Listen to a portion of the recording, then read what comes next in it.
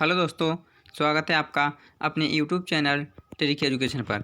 दोस्तों, आपको जो मैं यानी कि पेडागोजी करा रहा था दोस्तों, उसमें मैंने आपको क्या किया था यानी कि फर्स्ट चैप्टर स्टार्ट कराया हुआ था दोस्तों। उसमें से मैंने आपको 2 पार्ट्स यानी कि दोस्तों ये लॉन्ग चैप्टर था, इसलिए मैंने आपसे कहा था कि मैं फिर कुछ पार्टों में डिवाइड करके कराऊँगा। ओके दोस्तों, तो मैं आपको यानी कि दोस्तों 2 पार्ट्स करा रहा हूँ दोस्तों, करा चुका हूँ यानी कि, और थर्ड पार्ट लेके आया हूँ। ओके, चैप्टर क्या है? भाषा एवं शिक्षण। ओके दोस्तों, तो चलिए हम देख लेते हैं यानी कि हमने कहाँ तक कर लिया था अपना, उससे आगे। ओके दोस्तों, देखिए दोस्तों, ये हमारी क्या है दोस्तों, ये बताता हूँ आपको, ये दोस्तों हमारी विषय सूची है। ओके दोस्तों, इसे आप देख सकते हो। ओके दोस्तों, ये हमारी देखिए विषय सूची है, जो मैं आपको क्या करा रहा हूँ, भाषा एवं शिक्षण। आपको मैंने ये बता दिया था भाषा की आवश्यकता एवं महत्व भी बता दिया था, और अर्जन भी बता दिया था। ओके दोस्तों, और मैंने ये भी करा दिया था अधिगम और शिक्षण। आज हम पढ़ेंगे दोस्तों क्या, यानी कि शिक्षण सूत्र, यही बता दिया मैंने, उद्देश्य भी बता दिए दोस्तों, और विशेषताएँ भी बता दी थी। ओके, आज हम पढ़ेंगे शिक्षण सूत्र। ओके दोस्तों, तो चलिए देख लेते हैं दोस्तों, हमारा कहाँ से स्टार्ट करते हैं। देखिए दोस्तों, वीडियो अच्छा लगे तो लाइक करें दोस्तों, और हमारे चैनल को सब्सक्राइब करें। ओके दोस्तों, देख लेते हैं, 1 मिनट दोस्तों। तो क्या है दोस्तों, हमारा पहला शिक्षण सूत्र। ओके दोस्तों, तो होता है यानी कि फॉर्मूलाज ऑफ टीचिंग। ओके दोस्तों, फॉर्मूलाज ऑफ टीचिंग यानी कि, चलिए मैं आपको समझाता हूँ। जब भी कोई शिक्षक किसी नए पाठ या विषय को पढ़ाना आरंभ करता है तो उसके सामने अनेक कठिनाइयाँ आती हैं। ओके दोस्तों, अभी बात को ध्यान समझना, मैं आपको सब समझाऊंगा, ध्यान रखना। यानी शिक्षण सूत्र होता क्या है, यानी कि जब भी कोई शिक्षक किसी नए पाठ या विषय को पढ़ाना आरंभ करता है तो उसके सामने अनेक कठिनाइयाँ आती हैं। जैसे पाठ को आरंभ कैसे करें, किस क्रम से बच्चों को पढ़ाएं। ओके दोस्तों, बच्चों की रुचि कैसे बढ़ाएं, बच्चों को पाठ की ओर कैसे आकर्षित करें, और किस समय कौन सी शिक्षण सामग्री का प्रयोग करें। ओके दोस्तों, ये मान चलिए, ये हमारे सामने कंडीशंस आती हैं। ओके दोस्तों, बच्चों को पढ़ाते समय। ओके, तो चलिए दोस्तों हम आगे देख लेते हैं इससे। यानी कि देखिए दोस्तों, इन सब कठिनाइयों और समस्याओं को दूर करने के लिए शिक्षण सूत्रों का समझना शिक्षक एवं छात्र दोनों के लिए आवश्यक है। ओके दोस्तों, तो उम्मीद करता हूँ अब आपको ये पॉइंट समझ में आ गया होगा। ओके, ताकि दोस्तों शिक्षण कार्य आसान, यानी कि दोस्तों शिक्षण कार्य जो हमारा वो आसान हो सके और अधिगम भी प्रभावशाली हो सके। ओके दोस्तों, चलिए तो दोस्तों मैं आज आपको कुछ शिक्षण सूत्र बताऊंगा दोस्तों। ओके, जो कि मोस्ट इंपॉर्टेंट है दोस्तों। आपको पता है कि हमारे यहाँ से क्वेश्चन दोस्तों हर बार एग्जाम में पूछे जा रहे हैं यहाँ से। ओके दोस्तों, चलिए देख लेते हैं दोस्तों, क्या है हमारे शिक्षण सूत्र की परिभाषाएं। देख लेते हैं, पहली परिभाषा क्या है हमारी, तो ये दोस्तों देख लेते हैं हमारा रेमंड का क्या कहना है। हमारे साइंटिस्ट थे रेमंड। ओके दोस्तों, तो उनका कहना ये है, शिक्षण सूत्र पथ प्रदर्शन करते हैं जिसमें सिद्धांत से व्यवहार में सहायता के लिए अपेक्षा की जाती है। दोस्तों, यानी कि रेमंड का कहना यह था कि जो शिक्षण सूत्र होते हैं वो पथ प्रदर्शन, पथ समझते हो, यानी कि उन्होंने एक रास्ता के तौर पे ये एग्जाम्पल लिया। यानी उनका कहने का मतलब है कि वो रास्ता का प्रदर्शन करते हैं। ओके दोस्तों, पथ क्या होता है, रास्ता होता है, तो यानी कि पढ़ाई का रास्ता। ओके दोस्तों, यानी कि क्या प्रक्रिया अपनानी चाहिए जिससे हमें सरल कर सकें, यानी क्या क्या कंडीशंस होनी चाहिए, ये कंडीशंस हमारी सॉल्व कर सकें। ओके दोस्तों, तो ये चीज़ें जिसमें सिद्धांत से व्यवहार में सहायता की अपेक्षा की जाती है। ओके दोस्तों, चलिए तो अब हम देख लेते हैं ऑक्सफोर्ड का क्या कहना है दोस्तों। देखिए इंपॉर्टेंट है, ध्यान रखना दोस्तों। ऑक्सफोर्ड डिक्शनरी के अनुसार, ओके, देखिए शिक्षण सूत्र अध्यापक को सुचारू रूप से शिक्षण में मदद करते हैं दोस्तों। ओके, विशेष रूप से प्रारंभिक कक्षाओं में पठन पाठन की क्रिया आसान हो जाती है, क्योंकि ये सभी सूत्र छात्र को ध्यान में रखकर बनाए जाते हैं। ओके दोस्तों, बात को समझना, क्योंकि ये सभी जो सूत्र होते हैं वो छात्रों को ध्यान में रखकर बनाए जाते हैं। ओके, तो उम्मीद करता हूँ यही पॉइंट आपके समझ में आ गया होगा, क्योंकि दोस्तों इसमें ज़्यादा क्वेश्चन नहीं है, बस ये समझना है कि शिक्षण वो होता क्या है। यानी कि जो हम पढ़ाते हैं, कोई बच्चों को सिखा रहे हैं, तो उससे यानी कि हम कैसे सरल बनाएं, तो वही शिक्षण है। ओके दोस्तों, यानी कि आप पढ़ा रहे हो, छोटा बड़ा मान चलिए, तो आप ये सोचोगे मैं से चित्र के द्वारा अच्छे समझ सकता हूँ, कि मौखिक से बता के समझ सकता हूँ, तो वो क्या है, वो शिक्षण है। ओके दोस्तों, तो चलिए आगे देख लेते हैं दोस्तों। अब देख लेते हैं हमारा सूत्र है तो। ओके, देखिए शिक्षण के विभिन्न सूत्र, पहला क्या है दोस्तों, बात को अब ध्यान समझना दोस्तों। ओके, इंपॉर्टेंट है दोस्तों। देखिए सरल से जटिल की ओर, यानी कि from simple to complex. Okay दोस्तों, यानी कि सिंपल टू कॉम्प्लेक्स। ओके दोस्तों, इंपॉर्टेंट है, बात को ध्यान समझिए। देखिए इसका अर्थ यह है कि छात्रों को सर्वप्रथम आसान एवं सरल बातों की जानकारी दी जानी चाहिए, ताकि सभी छात्रों की रुचि पाठ व विषय में पड़े, और उसके पश्चात उन्हें जटिल जानकारी देनी चाहिए। ओके दोस्तों, अब चलिए, अब आपको यहाँ पे ज़्यादा पढ़ने की इसमें ज़रूरत नहीं है, अब मैं आपको बताता हूँ। दोस्तों, कहने का मतलब है ये कि फ़रल से जटिल की ओर का मतलब क्या है दोस्तों, कि पहले बच्चों को हम अगर ये मान के चलिए कि हिंदी अगर यानी मातृभाषा सिखा रहे हैं दोस्तों, पहले उन्हें मात्राएँ यानी कि मात्रा समझते हो? ये मात्राएँ जो होती हैं दोस्तों, पहले उन्हें वो आनी चाहिए, ओके दोस्तों। और साथ-साथ उन्हें छोटा, बड़ा वगैरह ये चीज़ आनी चाहिए दोस्तों, ओके। उसके बाद हमें कुछ उन्हें आगे शब्द यानी कि शब्द भंडार होता है, यानी कि जैसे कि छोटा, बड़ा, जैसे कि एक-एक वर्ड नहीं आएगा दोस्तों, तो पहले वो शब्द कैसे बनाना सीखेंगे, ओके दोस्तों। उसके बाद हमें आगे चलना चाहिए, यानी कि पहले हम उन्हें छोटी-छोटी चीज़ सिखाएँगे, उसके बाद दोस्तों उन्हें बड़ी-बड़ी चीज़ों की तरफ ले जाएँगे, ओके दोस्तों। तो ये होता है सरल से जटिल की ओर, ओके दोस्तों। उम्मीद करता हूँ समझ में आ गया होगा। चलिए दोस्तों, आगे देख लेते हैं। अब इसमें ये मान चलिए एग्जाम्पल भी बताने यानी कि मेरा कहने का मतलब दोस्तों, आपको एग्जाम्पल मुझे बताने की ज़रूरत नहीं पड़ेगी, क्योंकि दोस्तों मैं जितना बताया इस तरीक़ा से, उम्मीद करता हूँ समझ में आ गया होगा। चलिए आगे देख लेते हैं दोस्तों, ज्ञात से अज्ञात की ओर, ओके दोस्तों। देखिए, ये कहने का पहले तो आप इसी से समझना आइए दोस्तों, अगर थोड़ा सेंस लगाओगे आप यही निकाल सकते हो दोस्तों, यानी ज्ञात से अज्ञात की ओर। देखिए, शिक्षक सदैव बच्चों को पहले वे सब बातें बताएं जिनको बच्चा पहले से ही जानता हो, और उन्हीं के आधार पर बच्चों को नवीन ज्ञान प्रदान करें। छात्र केवल तभी पाठ में रुचि दिखाते हैं जब उन्हें जानकारी एवं नयापन दोनों मिलते हैं। चलिए, अब आगे पढ़ने की जरूरत नहीं है, अब मैं आपको समझाता हूँ दोस्तों नॉर्मल लैंग्वेज में। देखिए क्या लिखा है, ज्ञात से अज्ञात की ओर। दोस्तों पहले हम छात्रों को मतलब है कि वो चीज़ें बताएंगे जिनसे वो मतलब भली बात ना परिचित हो तो थोड़ा बहुत परिचित हो दोस्तों, मेरा कहने का मतलब है, ओके दोस्तों। मान चलिए आप बच्चों को गिनतियाँ सिखा रहे हो, तो मान चलिए थोड़ा बहुत कम आता है लेकिन उसे आता तो है ना दोस्तों, तो पहले ये चीज़ सिखाएंगे, ओके। उसके बाद उसी के आधार पर यानी कि ओके दोस्तों, उन्हीं के अकॉर्डिंग दोस्तों हम कुछ कुछ नई चीज़ें मतलब हौले हौले दोस्तों आगे बढ़ाएंगे, ओके, जिससे उन्हें वो आसानी से सीख सकें। तो यानी कि ज्ञात से अज्ञात की ओर, ओके दोस्तों। तो ये चीज़ है, उम्मीद करता हूँ ये भी समझ में आ गया होगा। चलिए दोस्तों आगे चलते हैं, स्थूल से सूक्ष्म की ओर। दोस्तों स्थूल से सूक्ष्म की ओर यानी कि फ्रॉम दोस्तों मैक्रो टू माइक्रो, यानी कि दोस्तों मैक्रो टू माइक्रो, ओके दोस्तों। चलिए देखिए दोस्तों, बच्चों के शारीरिक विकास के साथ साथ उनका मानसिक विकास भी होता है। शैशवावस्था में वह सूक्ष्म अमूर्त वस्तुओं के बारे में नहीं जानता, परंतु स्थूल मूर्त पदार्थों को सरलता से जान लेता है। यानी कि दोस्तों समझना मेरा, स्थूल से सूक्ष्म की ओर, यानी तो बच्चे होते हैं दोस्तों, वो शारीरिक विकास के साथ साथ उनका मानसिक जो विकास होता है दोस्तों, एक मिनट दोस्तों, एक मिनट। चलिए दोस्तों देखते हैं आगे, यानी कि कहने का मतलब है स्थूल से सूक्ष्म की ओर, यानी कि दोस्तों हमें पहले बच्चों को छोटी छोटी चीज़ें सिखानी चाहिए। यानी दोस्तों पहले आप बच्चों को मान चलिए मैथ सिखा रहे हो, तो आप डायरेक्ट उन्हें समीकरण नहीं बता सकते हो कि ये x² + 2x + 3 क्या होता है, ये क्या चीज़ है। पहले दोस्तों उन्हें यानी कि इसकी कंडीशन समझ में आनी चाहिए कि पॉइंट्स क्या होते हैं इनके, ओके। पहले उन्हें ये एक एक पॉइंट समझ में आना चाहिए। कहने का मतलब ये है दोस्तों, जैसे मान चलिए को आप डायरेक्ट बच्चों को यानी कि ये मान लीजिए संख्या है, आप इसे ऐड नहीं, एक मतलब डायरेक्ट कोई बड़ी सी बड़ी संख्या का कोई डिवाइड करा रहे हो, ऐड करा रहे हो, तो उन्हें पहले नहीं, पहले दोस्तों उन्हें एक एक दो दो पॉइंट्स के यानी कि संख्याओं के पहले आपको ऐड आने बच्चों को चाहिए, ओके दोस्तों। तो पहले हम क्या कराएंगे, बच्चों को छोटी छोटी चीज़ सिखाएंगे दोस्तों, उसके जरिए दोस्तों यानी कि मतलब यानी कि आगे ले जाएंगे, ओके दोस्तों। तो ये पॉइंट्स है इसमें, और कुछ नहीं है। चलिए दोस्तों अब हम आगे चलते हैं दोस्तों, आगे देख लेते हैं, ओके दोस्तों।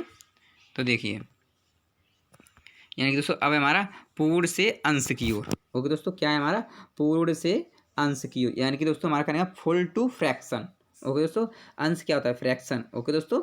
देखिए इस कहने का मतलब पूर्ण से अंश की बात को मेरे ध्यान समझना। इसके अनुसार एक अध्यापक पहले बच्चों को पाठ का सारांश बताए और उसके पश्चात बच्चों को उस पाठ के विभिन्न अंशों के बारे में बताए, ओके दोस्तों। मेरी बात को समझिए, पहले क्या कहा इसने, एक अध्यापक पहले बच्चों को पाठ का सारांश बताए, ओके दोस्तों, उसके पश्चात बच्चों को उस पाठ के विभिन्न अंशों के बारे में बताए।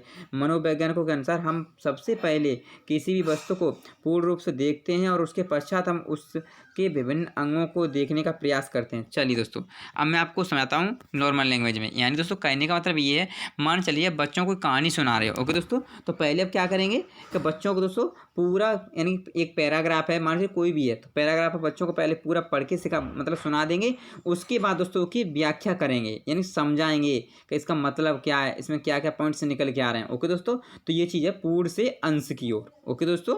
उम्मीद करता हूँ समझ में आ गया होगा। चलिए आगे चलते हैं, अनिश्चित से निश्चित की ओर, यानी कि from indefinite to definite. Okay दोस्तों, क्या है? फ्रॉम इंडेफिनिट टू डेफिनिट, यानी दोस्तों कहने का मतलब ये है मेरा।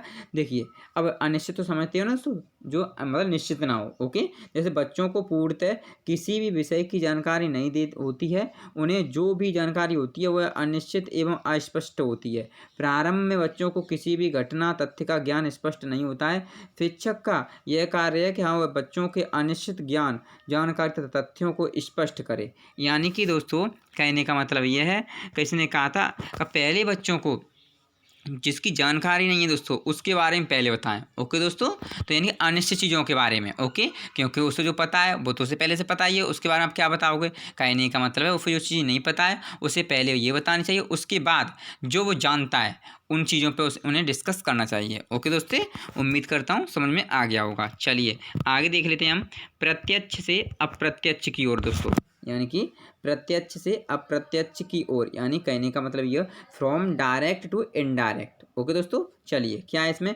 विद्यार्थियों को पहले प्रत्यक्ष वस्तु से संबंधित जानकारी प्रदान करनी चाहिए, उसके पश्चात अप्रत्यक्ष वस्तुओं से संबंधित जानकारी प्रदान करनी चाहिए। प्रत्यक्ष चीज़ों से बच्चा तुरंत ज्ञान प्राप्त कर लेता है, जैसे दोस्तों चार्ट है, चित्र है, मॉडल है, ग्लोब आज से बच्चा आसानी से सरलता से प्रत्यक्ष रूप से समझ जाता है। देखिए कहने का मतलब ये है दोस्तों, प्रत्यक्ष का मतलब क्या है? यानी जो सामने दिखाई दे रहा है वो प्रत्यक्ष है। ओके दोस्तों, और जैसे आप बता रहे हो बच्चों को कि ये क्या है दोस्तों, ये मान चलिए कि पेड़ है, अगर दोस्तों सामने वो दिख रहा है तो मान चलिए प्रत्यक्ष है। ओके, अगर नहीं दिखाई दे रहा है उससे बच्चों से कह रहे हो आप पेड़ है ये, तो वो क्या है दोस्तों? अप्रत्यक्ष है। तो यानी कि पहले बच्चों को वो चीज़ दिखाओ का बेटा ये क्या है, ये ब्लैक बोर्ड है, तो पहले वो दिखाओ कि ब्लैक बोर्ड है कहाँ। ओके दोस्तों, तो उम्मीद करता हूँ कि ये पॉइंट भी समझ में आ गया होगा।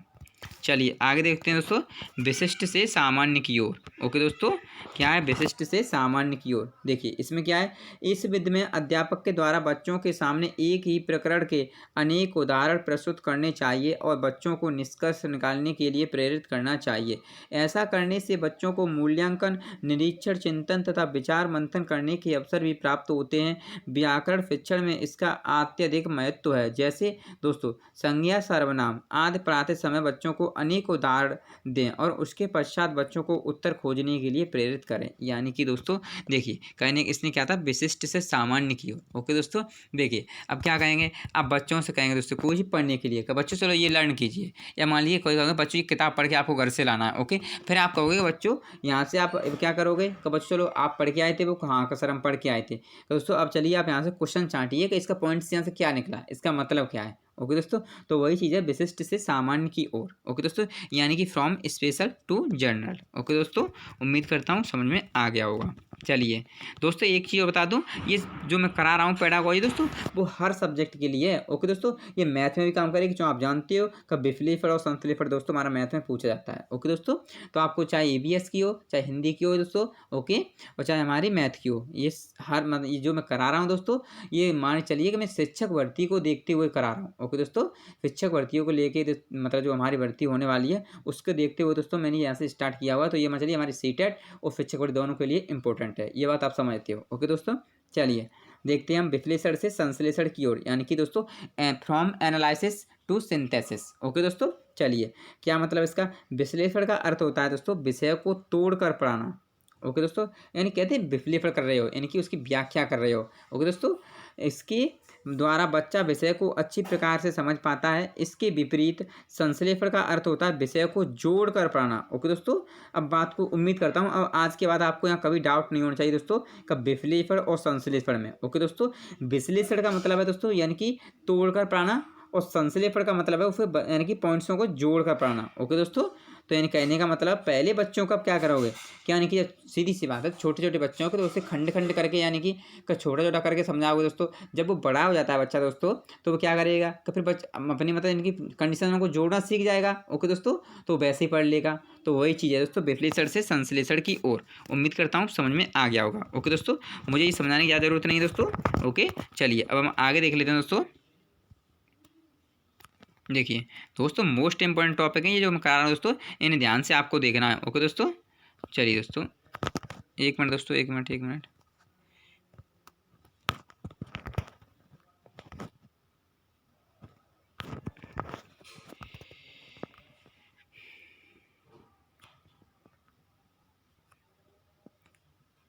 देखिए दोस्तों, तो हमारा क्या है, देखिए अब क्या है दोस्तों, हमारा अगला है मनोवैज्ञानिक क्रम से तर्क संगत की ओर। ओके दोस्तों, मनोवैज्ञानिक क्रम से तर्क संगत की ओर, यानी कि फ्रॉम साइकोलॉजिकल टू आर्जूमेंट। ओके दोस्तों, यानी कि साइकोलॉजिकल टू आर्जूमेंट होता है तर्क संगत। ओके दोस्तों, चलिए कहने का मतलब ये कि बच्चों को शिक्षा सदैव उसकी रुचियों, रुझानों, क्षमताओं और जिज्ञासाओं के तथा मानसिक स्तर के अनुसार प्रदान करनी चाहिए। जैसे जैसे बच्चों को जैसे जैसे बच्चों के मानसिक स्तर का विकास होता जाए, वैसे वैसे ही क्रम के अनुसार उनके ज्ञान में वृद्धि करनी चाहिए। ओके, यानी कि पहले हम क्या करेंगे, उनके यानी कि मनोभाव के अनुसार बच्चों को पढ़ाएंगे, यानी कि बच्चे के हाव भाव के अनुसार हम बच्चों को पढ़ाएंगे कि दोस्तों उसकी रुचि किस में ज़्यादा लग रही है पढ़ाई में। ओके दोस्तों, तो वो चीज़ पहले पढ़ाएंगे, उसके बाद हम कोई तर्क संगत की बात करेंगे वैसे दोस्तों, यानी कि कुछ हार्ड टॉपिक की तरफ चलेंगे। ओके दोस्तों, तो उससे वो खुद ही कंडीशंस को जोड़ना सीख जाएगा। ओके दोस्तों, उम्मीद करता हूँ समझ में आ गया होगा। चलिए दोस्तों आगे चलते हैं। प्रकृति का अनुसरण, फॉलो द नेचर। ओके दोस्तों, क्या है प्रकृति का अनुसरण, यानी कि फॉलो द नेचर। ओके दोस्तों, तो चलिए इसमें क्या है, शिक्षक जब शिक्षा प्रदान करता है तो उसे बच्चों की आयु, मानसिक स्तर, क्षमताओं, रुचियों को ध्यान में रखना चाहिए। पाठ्यक्रम, पाठ्यपुस्तक, शिक्षण विधि, शिक्षण सहायक सामग्री आदि बच्चों की शारीरिक, मानसिक विकास व आवश्यकताओं के अनुसार होनी चाहिए। दोस्तों कहने का मतलब ये है, अब मान चलिए आप बच्चे अगर 1 to 5 यानी कि प्राइमरी लेवल बच्चे को पढ़ा रहे हो, तो दोस्तों ये तो नहीं है कि आप सीधे सीधे दोस्तों को बुक निकलवाओगे इंग्लिश की, कहाँ चलो बच्चों यहाँ में पढ़ा रहे हैं दोस्तों। यानी कि हमें शिक्षण जो देना चाहिए वो बच्चों के अनुसार ही देना चाहिए कि वो किस क्लास का है, यानी कहने का मतलब किस स्टैंडर्ड पे यानी कि काम कर रहा है। ओके दोस्तों, क्या स्थिति है उसकी, तो उसी के अकॉर्डिंग हमें बच्चों को शिक्षा देनी चाहिए। ओके दोस्तों, ये पॉइंट्स है इसमें। ओके दोस्तों, उम्मीद करता हूँ समझ में आ गया होगा। चलिए अब आपको मैं मोस्ट इंपॉर्टेंट दोस्तों कुछ पॉइंट्स बताता हूँ आपको।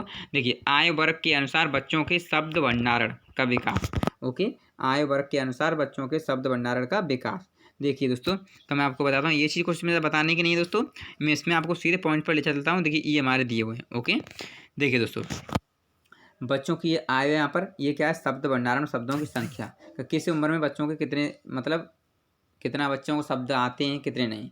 दोस्तों जन्म से 8 माह तक बच्चा जब से जन्म लेता है तब से 8 माह तक दोस्तों बच्चा एक भी शब्द यानी कि नहीं जानता है। ओके दोस्तों, शून्य रहता है। और दोस्तों 9 माह से 1 वर्ष तक दोस्तों 9 माह से 1 वर्ष तक बच्चा 3 से 4 शब्द मतलब सीख जाता है। ओके दोस्तों, अब कैसे मान लीजिए बोलना जो भी है दोस्तों, समझना। ओके दोस्तों, और 1.5 वर्ष का बच्चा दोस्तों क्या करता है, 10 से 15 शब्द सीख जाता है। ओके दोस्तों, 1.5 वर्ष का बच्चा होता है वो 10 से 15 शब्द सीख जाता है। और दोस्तों 2 वर्ष का बच्चा दोस्तों लगभग 250 शब्द सीख जाता है। ओके दोस्तों, जो 2 वर्ष का बच्चा होता है दोस्तों यानी कि वो लगभग 250 शब्द सीख जाता है। ओके दोस्तों, और 2.5 वर्ष का बच्चा दोस्तों लगभग 450 शब्द सीख जाता है। ओके दोस्तों, कितना सीख जाता है दोस्तों, लगभग 450 शब्द। और दोस्तों 3 वर्ष का बच्चा दोस्तों कम से कम लगभग 1000 शब्द सीख जाता है। ओके दोस्तों, और आगे चलते हैं। 3.5 वर्ष का बच्चा दोस्तों लगभग 1250 शब्द